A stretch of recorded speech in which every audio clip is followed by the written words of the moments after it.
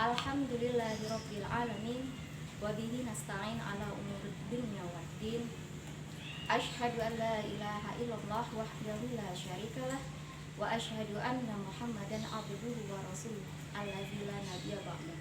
Allahumma shalli ala sayyidina Muhammad wa ala ali sayyidina Muhammad. Qala ta'ala fil Qur'anil Karim, a'udzu billahi minasy syaithanir rajim. Subhanalladzi asra bi 'abdihi lailam minal masjidil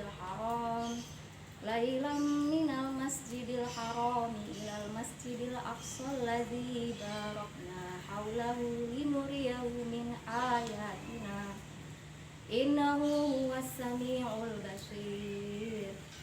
Segala puji bagi Allah yang telah memberangkatkan hambanya pada satu malam dari Masjidil Haram ke Masjidil Aqsa yang telah Allah berkahi di sekelilingnya, agar kami perlihatkan sebagian tanda-tanda kebesaran kami padanya. Sesungguhnya Dia Maha mendengar, Maha melihat. Dalam Quran surah Al-Isra ayat 1 ini membuktikan dalam Al-Quran bahwasanya Allah telah memperjalankan hambanya Nabi Muhammad SAW dalam satu malam bertepatan pada tanggal 27 Rajab tahun ke-10 kenabian, yaitu perjalanan Isra wal Mi'raj Nabi Muhammad SAW. Ketika Isra Mi'raj terjadi, Nabi Muhammad saat itu dalam keadaan berbaring di kamarnya. Lalu kemudian datanglah malaikat Jibril, malaikat Israfil dan malaikat Mikail menjemput beliau dan membawa Rasulullah ke sumber air Zam-Zam. Mereka di sana ingin membelah dada Rasulullah dan membersihkannya dengan menggunakan air Zam-Zam tersebut. Kemudian datanglah Buraq menjemput Nabi Muhammad dan malaikat Jibril untuk menuju ke Baitul Maqdis di Palestina. Maka itulah disebut dengan perjalanan Isra. Kemudian setelah itu dilanjutlah perjalanan ini menembus 7 lapis langit hingga ke Sidratul Muntaha. Maka itulah disebut dengan perjalanan Mi'raj.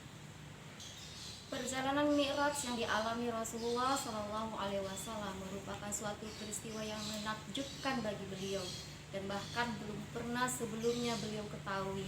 Salah satunya adalah saat Rasulullah bersama malaikat Jibril disertai dengan malaikat Zabaniyah berjalan melihat keadaan manusia di dalam neraka, dan beliau menyaksikan banyaknya manusia disiksa di alam neraka.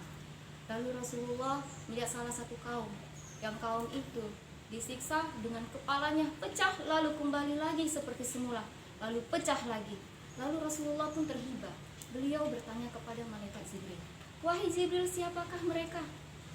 Lalu Jibril pun menjawab, "Mereka adalah orang yang tidak mau kepalanya melaksanakan sholat fardu. Manauzubillah min dzalik." Itulah siksaan orang-orang yang selalu melalaikan sholat. Bukan hanya dia mengalami siksaan di dalam kubur saja, namun dia juga akan mengalami siksaan di dalam neraka.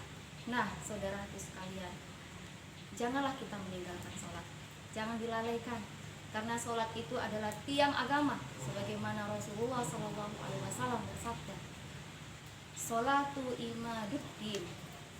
Sholat itu adalah tiang agama. Maka bagi siapa yang selalu melalaikan sholat, maka dia tanpa sengaja telah merobohkan tiang agamanya atau fondasi agamanya. Wahai saudaraku, ingatlah bahwa Rasulullah melakukan perjalanan Mi'raj menghadap Allah untuk menerima perintah salat 5 waktu sehari semalam, yaitu salat subuh 2 rakaat, salat zuhur 4 rakaat, salat asar 4 rakaat, salat maghrib 3 rakaat, dan salat isya 4 rakaat. Dan semua rakaatnya itu dijumlah 17 rakaat yang wajib kita tegakkan dalam sehari semalam. Nah, jika diperkirakan setiap waktunya membutuhkan durasi 5 menit minimalnya. Nah, cobalah Anda pikirkan, hanya 5 menit melakukan sholat setiap waktunya. Itu adalah waktu yang sangat sebentar. Namun kenapa kami masih melalaikannya? Kenapa kita masih juga lalai dalam melaksanakan sholat? Padahal jika melakukan kegiatan-kegiatan lainnya seperti berbelanja ke mall, berbelanja ke pasar, menonton atau bermain handphone, bahkan kamu begadang untuk bermain handphone, bahkan lupa akan tidur, lupa akan makan, lalai atas segala kewajibanmu di rumah. Nah, kenapa hanya sholat 5 menit tak bisa kamu tegakkan? Lalainya sholatmu itu disebabkan karena kamu sudah terayun dengan rayuan setan yang terkutuk. Wahai saudaraku, ingatlah bahwa sholatmu itu adalah amal yang pertama akan dihisap oleh Allah Subhanahu wa Ta'ala. Nah, nanti di alam kubur, sholatmu yang akan membelamu. Dan di akhirat nanti, sholatmu yang akan dipertanggungjawabkan pertama sekali. Wahai saudaraku, seandainya kamu mempunyai harta yang berlimpah, lalu harta itu kamu simpan di dalam berangkas, dan berangkas itu perlu kunci. Nah, begitu juga lah dengan sholat. Sholatmu itu adalah kuncimu untuk membuka harta amal-amalan baikmu selama hidup di dunia, seperti pahala, berzakat, berhaji, berinfak, bersedekah, berkorban, dan amalan-amalan baik lainnya. Maka saudaraku sekalian, marilah kita dekatkan diri kepada Allah. Apalagi di zaman sekarang ini, pandemi yang menimpa kita, yang membuat manusia seluruh dunia takut akan kematian. Maka di sini kita diuji oleh Allah, diuji agar kita ingat kepada Allah, lebih mendekatkan diri kepada Allah. Jangan lalaikan lagi sholat. Tegakkanlah sholat, dirikanlah sholat. Bagaimana sih supaya kamu tidak lalai dari sholatmu? Kuncinya adalah laksanakanlah sholat itu tepat waktu. Jika sudah berkumandang azan, maka tegaklah kamu langsung bersiap-siap untuk sholat. Insya Allah dengan kamu istiqomah melaksanakan sholat, maka kamu akan terdidik dengan manusia yang disiplin.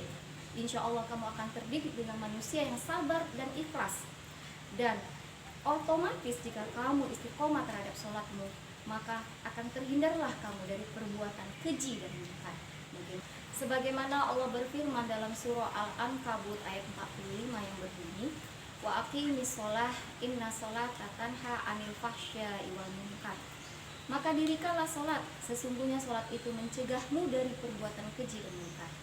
Wahai saudaraku sekalian, mungkin hanya sampai di sini ceramah singkat tentang peringatan Isra wal Mi'raj Nabi Muhammad SAW yang dapat saya sampaikan.